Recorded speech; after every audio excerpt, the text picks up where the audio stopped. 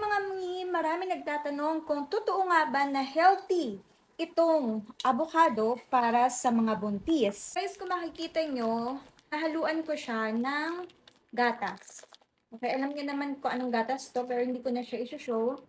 Lalagay natin siya dito mga para mas sumarap siya. Ayan.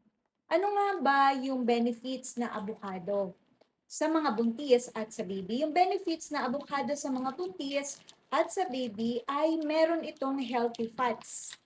Okay, lalo na para sa growth ni baby sa ating mga tiyan.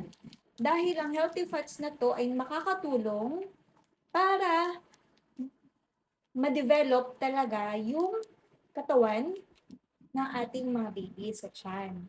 And hindi po ito tulad ng mga fats na nakukuha natin sa mga hindi healthy na pagkain. So, mas okay po na makakuha si baby and si mommy ng fats through avocado. And alam nyo din ba mga mommies na yung pagkain natin na avocado ay napakaganda para sa health and preparation para sa ating pagbubuntis at sa ating panganganak dahil meron po siyang kasama na iba't ibang mga vitamins, lalo na po mataas siya sa vitamin C, mataas po siya sa potassium which is kailangan po ng ating body, and also sa pagkakaalam ko po ay meron ding iron na makukuha sa avocado.